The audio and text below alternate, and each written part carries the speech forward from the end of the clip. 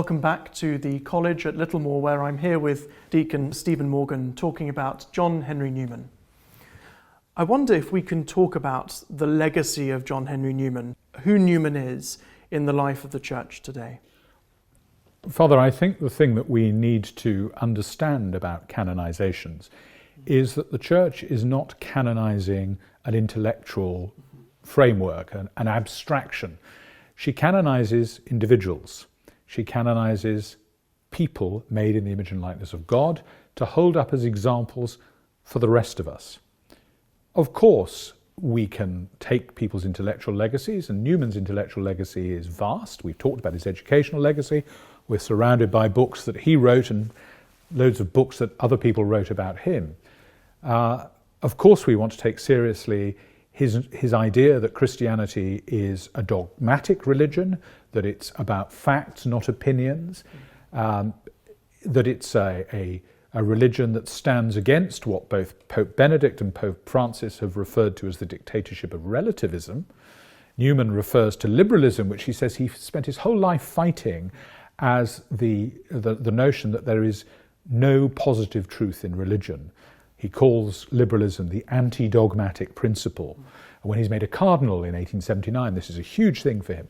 I think that's got to be a major, major significance of Newman.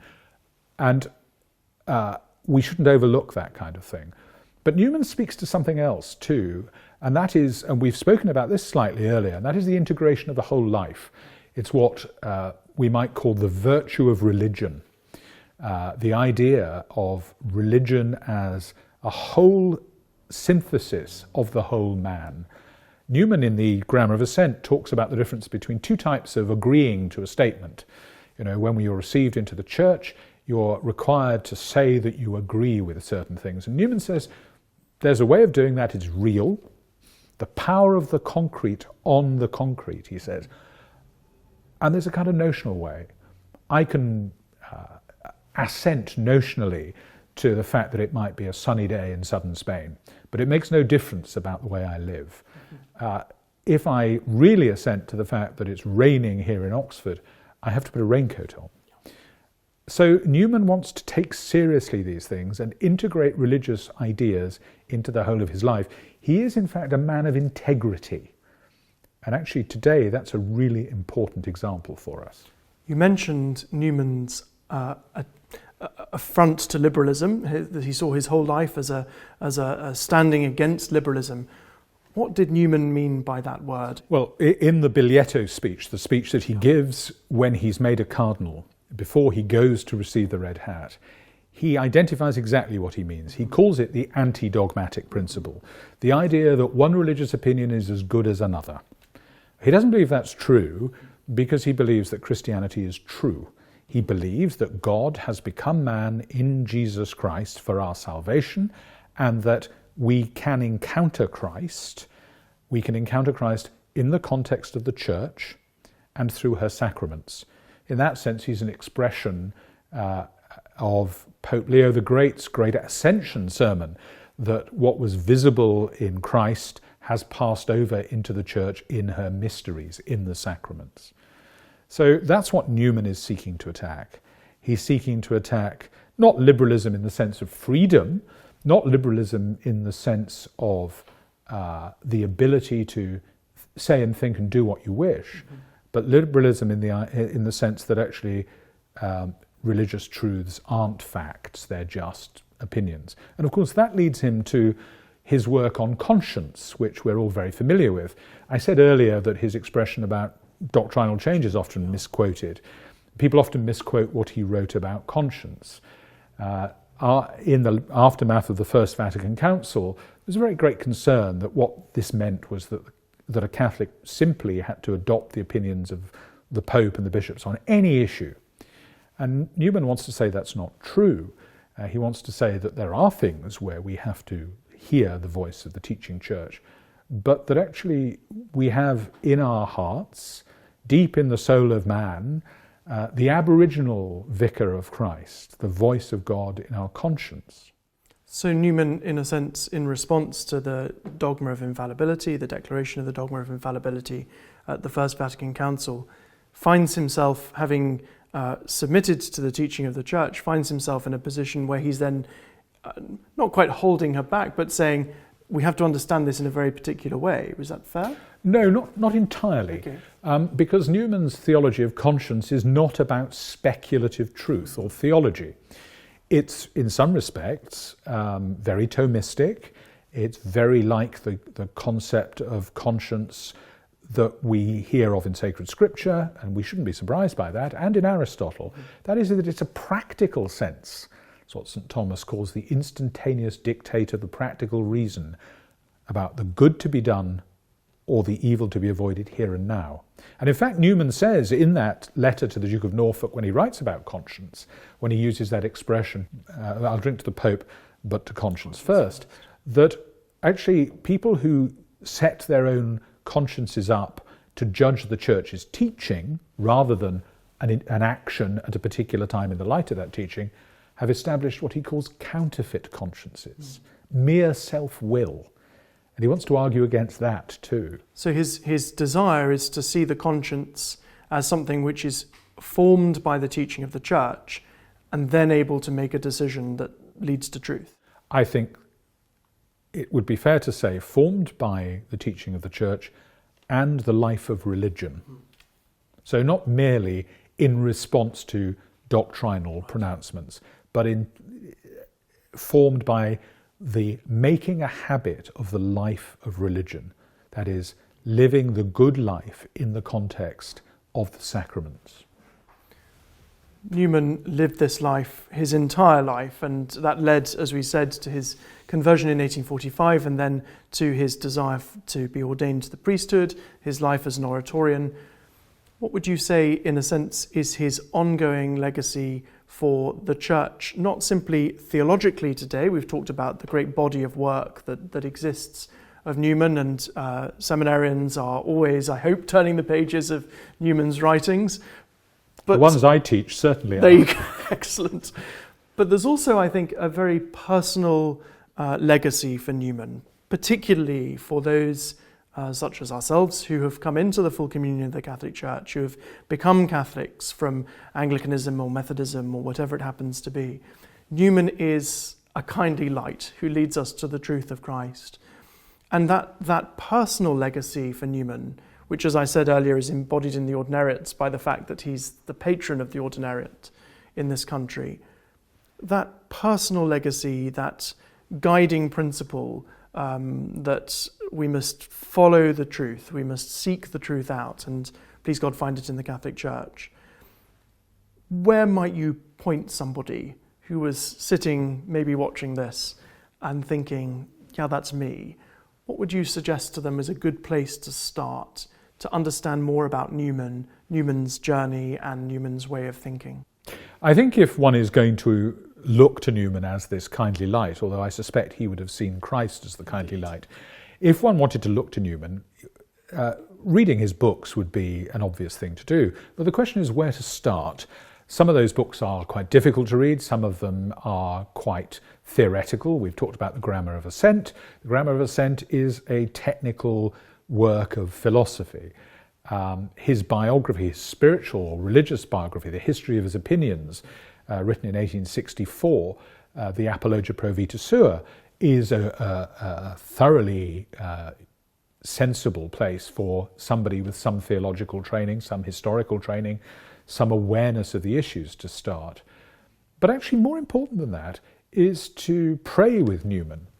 And we can pray with Newman in all kinds of ways. We can pray with Newman in the prayers that he wrote. Many of them come down to us. We're aware of prayers around vocation, that lovely prayer about God having some definite purpose for us. His hymns are accessible, theologically very rich, but they're accessible. Hymns like Praise to the Holiest in the Height, Firmly I Believe and Truly, Lead Kindly Light. These are accessible ways of beginning to encounter the man Newman. He wrote novels. He wrote two great novels. Well, two novels. They're a good read. Callista, which is set in the early church, and Loss and Gain, which is in some respects a bit biographical. You shouldn't perhaps overread the biographical parallels in there, but these are good ways to understand Newman, to come to see what he might be saying to an individual who is perhaps thinking of becoming a Catholic, or who is a Catholic but is looking for a way to understand this figure being held up to us by the Church as an example of heroic virtue.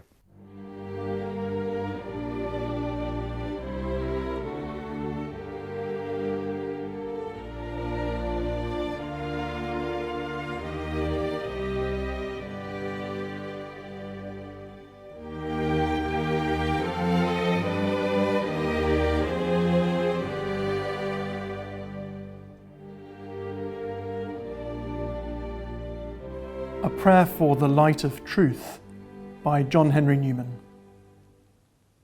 O my God, I confess that Thou canst enlighten my darkness. I confess that Thou alone canst. I wish my darkness to be enlightened. I do not know whether Thou wilt, but that Thou canst and that I wish are sufficient reasons for me to ask what Thou at least hast not forbidden my asking. I hereby promise that by Thy grace which I am asking, I will embrace whatever I at length feel certain is the truth, if ever I come to be certain. And by Thy grace, I will guard against all self-deceit which may lead me to take what nature would have, rather than what reason approves.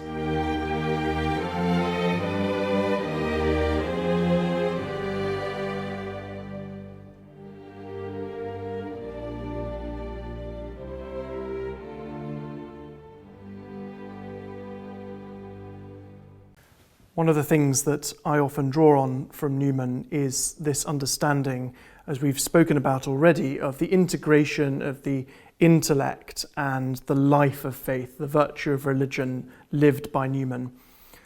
As a parish priest, I can stand in the pulpit Sunday by Sunday and tell people the truths of the Catholic faith. I can preach from the Catechism of the Catholic Church and proclaim the doctrine of the Church. But unless there's some hook, unless there's some reason for people to want to receive that teaching, in a sense, I'm preaching to a brick wall. We're in a point in the life of society now where Christianity is not an accepted norm, where it's not, the truths of Christianity are not generally accepted by society. And so, in a sense, we need to penetrate that with arguments from the heart of encouraging people to come to these truths because they're true, not simply presenting them as truth. Newman, it seems to me, is a helpful guide in all of that. Yes, I think that's entirely accurate. In his 20s, he preaches a sermon in which he talks about the influence of an individual, personal influence as a means of propagating the gospel, he calls it. It's his 5th university sermon. And he says that Christianity's not upheld as a system, it's not a series of books, it's upheld by the witness of individuals. In that respect, it's rather like that fantastic line from the first letter of St. Peter, where he says, always be ready to give an account of the hope that is in you. That's a text, if you like, for evangelization by friendship. The idea that you have to live a life that manifests that hope, and you have to live it in a way that enables people to feel that they can ask you to give an account of it. And then, of course, you have to be able to give an account of it. That, in some respects, although Newman preaches that in the 1820s, is picked up in his motto as a cardinal, Cor Loquitor, heart speaks to heart. And that's a motto that actually comes from St. Francis de Sales, the great 16th century French saint and spiritual writer and bishop, writing for lay people. And he suggests that this is the nature of contemplative prayer, of mystical prayer, where the heart speaks to heart. And St. Francis de Sales says, in the silent conversing between lovers.